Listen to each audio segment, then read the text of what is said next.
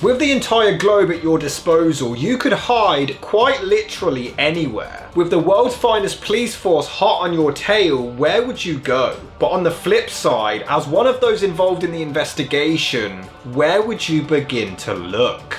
Robert William Fisher was born on April 13th, 1961 in Brooklyn, New York, to parents William Fisher and Jan Howell, alongside two sisters. Sadly, in 1976, Fisher's parents divorced and he and the two girls relocated to Arizona to live with their father, as he worked in the medical field as a surgical catheter technician and a respiratory therapist. They all attended Saguaro High School in Tucson, but those closest to Fisher described the divorce as rather turbulent and having had lasting effects on the man. A high school friend reported that Robert was very bitter about the whole ordeal, and as he grew older, he would later tell colleagues that his entire life would have been very different if his mother hadn't left.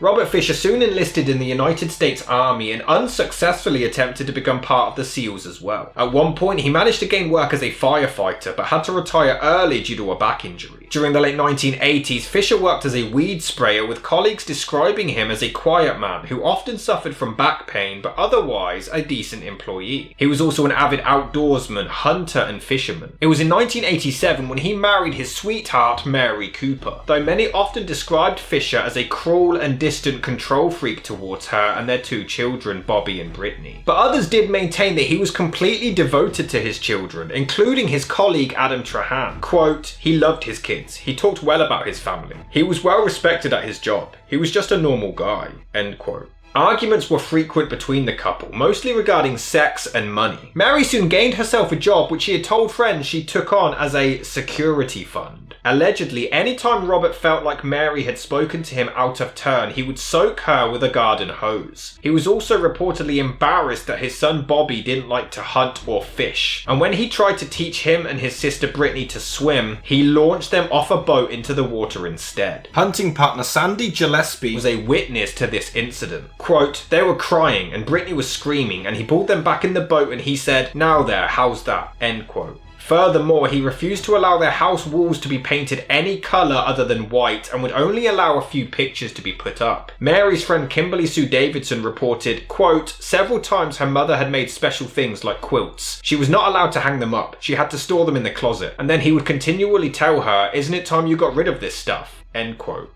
According to Mary's friend Ginny Cooper, quote, "Fisher didn't socialise often with family because of a fear of getting too close to people and losing them." End quote. His mother Jan admitted that she had been too scared to stand up to Robert's father and that she had seen similar dynamics in Fisher's marriage as well pretty early on. And she did try to speak up about this as it bore a strong resemblance to the marriage that Fisher had grown up watching. Robert always did his best to try to maintain a strong public image of a devoted family man, but many friends began to notice bizarre and disturbing behaviour from him during hunting trips. On one occasion, Fisher killed an elk before proceeding to smear the animal's blood all over his own face. Another time, he snuck up behind a family that were enjoying a picnic before emptying his gun in the air. There was another instance where Fisher shot a stray pit bull. He claimed that it was because it had attacked his Labrador Retriever first, but investigators were convinced that he had actually started the canine altercation with the deliberate intention of killing the dog. As the 1990s began to come to an end, things with Fisher began to change. He had been an active participant in the Scottsdale Baptist Church men's ministry, but soon began to withdraw. He also started to discuss suicidal thoughts with friends due to his struggling marriage. He and Mary approached the senior pastor for marriage counselling, and at some point Fisher confessed to having a one-night stand with a prostitute that he had met in a massage parlour, which caused him to contract a urinary tract infection, leaving him ill for several days. The family neighbour Wade Renchoke would later speak out about their relationship. Quote, "They did not have a happy marriage. They screamed constantly. Everybody heard it. You could hear it in the house next door, and you never really heard him scream, which is kind of weird. I mean, he had a way about him, but you never heard him scream. You always heard his wife screaming. Things like, 'You're worthless. I could have done better than you. We should get a divorce.'" End quote. Fisher informed his friends that he would be renewing his commitment to faith and marriage as he could not live without his family.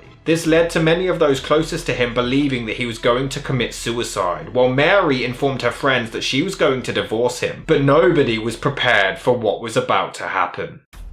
On April the 9th, 2001, Robert worked his usual shift at the Scottsdale Mayo Clinic before picking up his 12-year-old daughter Brittney and taking her to the National Junior Honor Society induction ceremony, where she received an honor for her outstanding academic achievements. However, allegedly during the ceremony, Fisher had grown impatient and took his daughter home before she was able to retrieve her certificate. Elsewhere, Mary had taken their 10-year-old son Bobby to a gun safety class before tragedy struck.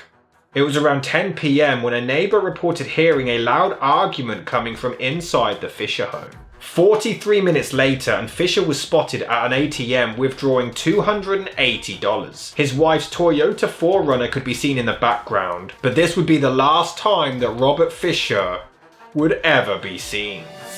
At 8:42 a.m. the following morning, the Fisher home exploded into flames. As locals awaited a response from firefighters, the neighbours tried desperately to contain the inferno with their own water hoses to no avail. The fire was so strong and the explosion so powerful that it collapsed the front brick wall and rattled houses in all directions for about half a mile. The firefighters did manage to contain the flames, which reached 20 feet high and prevented it from spreading to adjoining homes. During the blaze, some other explosions also took place, possibly from rifle ammunition and paint cans inside the house. One firefighter lost his balance at one point and fell near the flames, but thankfully only suffered minor injuries to his leg. Once the house had completely burned to ash, it was determined that a gas line from the back of the home's furnace had been pulled. The gas then accumulated inside the house, but a candle had also been lit elsewhere inside the home. This built up until the gas eventually descended down onto the flame and ultimately caused the huge explosion. Investigators discovered the burned remains of a woman and 2 children who were lying in the charred remains of their bed, and they were quickly identified as the Fisher family.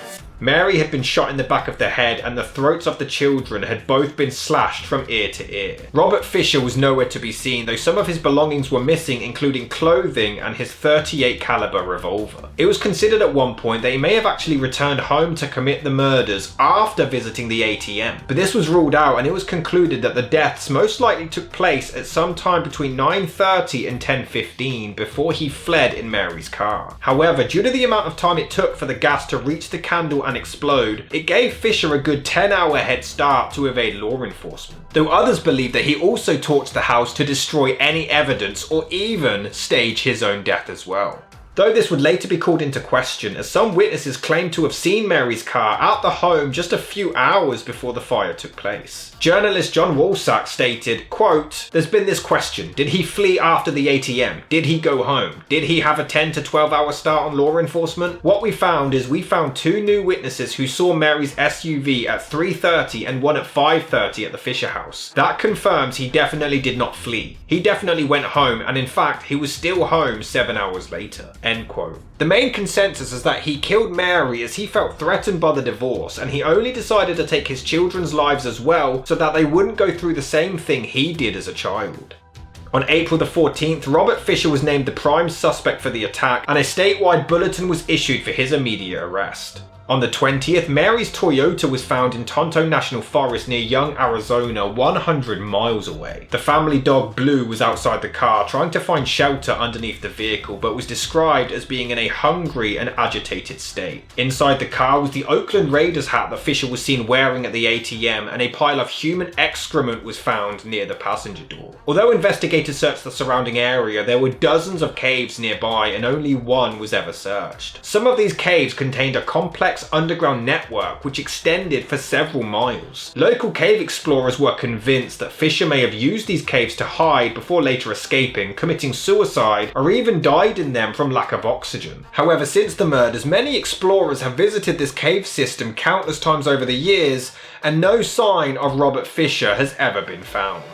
FBI agent Bob Caldwell ruled out this possibility. Quote, "We know he didn't walk away because the dog would have followed him. There are a lot of different things that could have happened, but the dog stayed there, so obviously he was driven away." End quote. There was also a set of footprints which led onto the Port Apache Indian Reservation less than a mile away, but there were no signs of him. A couple soon spoke out to report seeing a man resembling Robert Fisher walking along Young Road just a few days before the car had been found. They noticed at the time just how much he resembled him, but they didn't decide to report this until the vehicle was located. Laurie Greenbeck was an acquaintance of the family who claimed that her husband had actually been camping with Robert around that area where the car had been found not long before the deaths took place. They were convinced that Fisher used his camping trip as a way to scout out the area, growing familiar with the region for an easy getaway.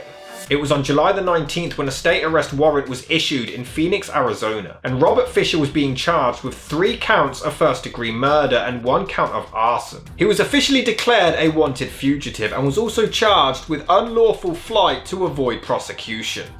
Robert Fisher is 6 feet tall with brown hair and blue eyes, and is known for chewing tobacco, particularly the Copenhagen brand. He was described to have walked in an odd erect manner with his chest sticking out due to his back injury. He also has ties to Florida and New Mexico and was described as being extremely dangerous. It was on August the 18th, 2001 when the America's Most Wanted TV show aired an episode about Fisher, and then Detective John Kirkham was convinced that they received a call from the man himself. Quote, "There was something said that led me to believe it was Robert Fisher," end quote. Officers refused to confirm the contents of the conversation, but it was traced to a pizza parlor in Chester, Virginia. But the culprit and legitimacy of this phone call have never been determined.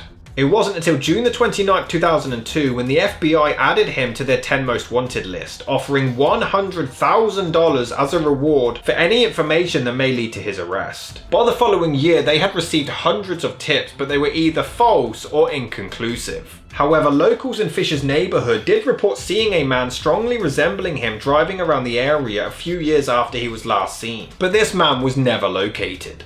In February 2004, a man was arrested in Vancouver, British Columbia, Canada, and he bore an uncanny physical resemblance to Robert Fisher. They both had the exact same surgical scar on their back, they both had the same missing tooth where Fisher had a gold bicuspid, and authorities were fully convinced that they finally got the guy. They held him for a week, but his fingerprints didn't match, though somewhat convinced, believed that he had managed to alter his own fingertips. John Kirkham discarded this theory, insisting that his fingertips had no scarring whatsoever to suggest that he had tried to remove or alter them. Not long after, a family member did come forward to claim the man, and it turned out that it wasn't Robert Fisher, though his true identity has never been released. Producer for America's Most Wanted, Greg Howells, stated, quote, "As time goes on, a fugitive's ability to stay on the run gets better. The ones that are gone a long time are the ones who manage to get out of the country," end quote.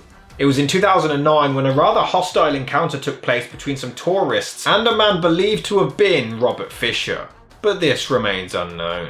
It was in 2012 when the FBI were considering the possibility that Fisher was still living in the area where the car had been found, though nothing further was discovered. In October 2014, local law enforcement received an anonymous tip that Robert Fisher was hiding in a house in Commerce City, Colorado, leading to them raiding the home. Though 2 people were arrested, there were no signs of Fisher. It was in April 2016 when new age-enhanced photographs of what Fisher might look like today were released. But on November the 3rd, 2021, he was finally removed from the FBI's most wanted list. Quote, "Because the extensive publicity Fisher's case received during its nearly 20 years on the list has not resulted in his successful location and/or capture, the case no longer fulfills that requirement," end quote. This particular case only has 3 possible theories, and the first one is that Robert Fisher committed suicide. Not only had he discussed it with loved ones before the deaths, but he was running out of money. It's been theorized that he died out in the wilderness where the car was found, despite to this day no remains ever being discovered. A second theory is that he did manage to get away, possibly starting a new life before passing away by other means and has yet to be discovered. And our final theory is that Robert Fisher is still alive out there somewhere.